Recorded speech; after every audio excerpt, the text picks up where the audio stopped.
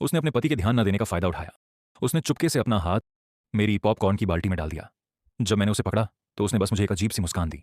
तभी उसके पति को लगा कि कुछ गड़बड़ है। उसने तुरंत उससे पूछा कि उसका फोन कहाँ है। औरत ने उसे ढूंढने का नाटक किया, लेकिन उसके पति ने जल्दी से उसका नंबर डायल कर दिया। अचानक मेरी पॉपकॉर्न की बाल्टी बजने लगी। अरे, उन्होंने सबको अपना फोन बंद करने के लिए कहा। मेरा फोन बंद कर दो। उस आदमी ने देखा कि मैं कौन ऑपरेट नहीं कर रहा हूं। उसने स्टाफ को मुझे बाहर निकालने का इशारा किया। फिर जब मैं जा रहा था तो वह उसके फोन पर कॉल करता रहा। मुझे फिर से रिंगटोन सुनाई दी। तभी मुझे एहसास हुआ कि फोन मेरी पॉपकॉर्न की बाल्टी के अंदर है। लॉक स्क्रीन पर उसकी फोटो थी और उस पर लिखा था, मेरी मदद करो। मुझे तुरंत पता चल गया कि औरत खतरे में है, लेकिन इससे पहले कि मैं कुछ कह पाता, स्टाफ ने मुझे धक्का देकर बाहर कर दिया।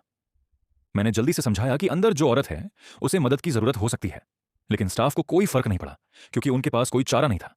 मैंने फायर अलार्म जोर से बजाया। सबको लगा कि खतरा है।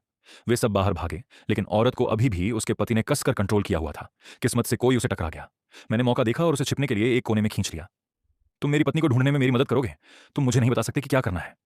अरे, क्या तुम इस मूवी में हो? ठीक है, लेकिन एक मूव है। हमें एहसास हुआ कि वहां छिपना ज्यादा दिन नहीं चलेगा, इसलिए हमने चुपके से थिएटर में वापस जाने का फैसला किया। लेकिन हमें हैरानी हुई। उसके पति ने हमें जल्दी से ढूंढ लिया।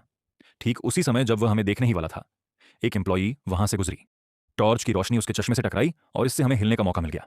उसके पति ने हर जगह ढूंढा, लेकिन हमें नहीं ढूंढ पाया। फिर भी उसे यकीन था कि हम थिएटर के अंदर हैं, इसीलिए उसने स्टाफ को कल तक सभी एग्जिट लॉक करने का ऑर्डर दिया। उसके जाने के बाद ही हमने बाहर भागने की हिम्मत की। औरत ने मुझसे माफी मांगी, लेकिन मैंने उससे कहा कि मुझे बिल्कुल भी बुरा नहीं लगा। फिर मैं जाने के लिए मुड़ा।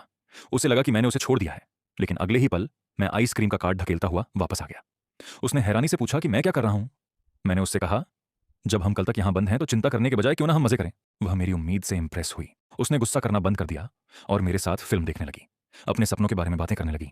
मैंने एक अमीर आदमी से शादी भी की, यह सोचकर कि वह मेरे सपने पूरे करेगा।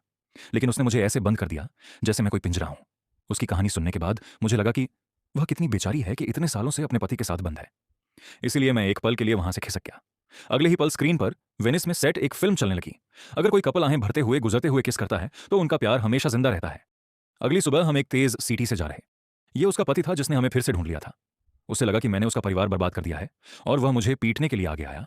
लेकिन अगले ही पल एक एम्प्लॉई ने पीछे से उसे टॉर्च से मारा। पता चला कि स्टाफ को इस बॉस से बहुत पहले से नफरत थी। आखिर में हमने एक दूसरे का हाथ पकड़ा और साथ में थिएटर से भाग निकले।